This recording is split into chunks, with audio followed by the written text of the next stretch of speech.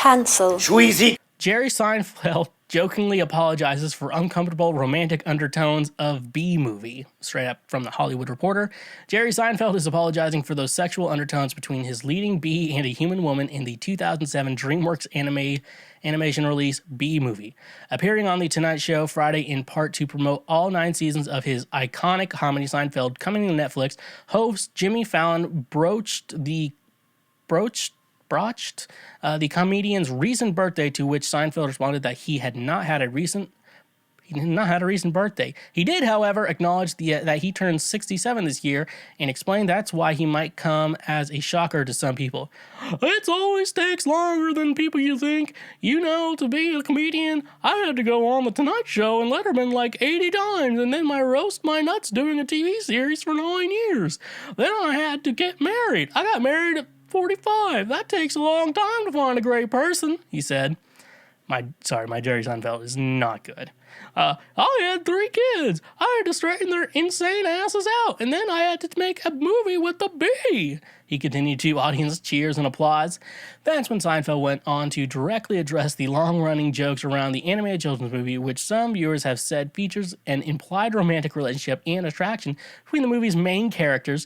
Those 2 characters are the Seinfeld-voiced bee Barry B. Benson and the film's animated leading lady Vanessa Bloom, a florist voiced by Renee Zellweger.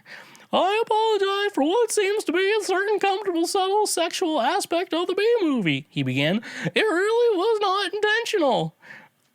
But after it came out, I realized this is really not appropriate for children, because the bee seems to have a lot thing for the girl, and we don't really want to pursue that as an idea in children's entertainment. God, my Jerry is horrible. The film's writers and directors addressed the conversation around the romantic undertones between the B-movie's leading insect and woman in a 2017 anniversary interview with the New Statesman, clarifying that while it may appear like there is some kind of attraction happening, that was never the plan.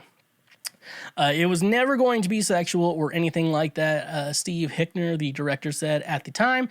It was purely his friendship, maybe in Barry's mind, he thought, but it was never going to be that.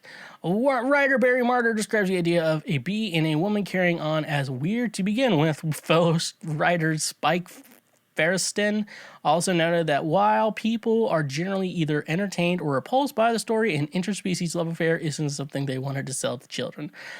As for how those undertones may have happened, Seddon said it was likely a result of losing sight of what was happening as the team was in the room writing the dynamic between Barry and Vanessa. Often, we would lose sight of those characters in the room. They would just be Barry and Vanessa, and we would write this dialogue for Barry and Vanessa and read it over and have to remind ourselves, well, this is a tiny bee saying this, and the tiny bee is fighting with her boyfriend. So let's dial it back to friend and make it less romantic because it's getting weird. Very true. So, as we all just learned, my Jerry Seinfeld impression is not good. That's rough, buddy. Hit it right. And we should not let me continue to carry on doing that. As for everything else that we have discovered in this show, the B-movie is just a fucking weird fucking thing. And the fact that it exists is something to think about in our world. With that being said, though, I just think it's funny. I don't think there's anything I can really say about this. The movie is almost 14? It came out in 2007, right? Is this still on Netflix? I'm not rewatching this thing.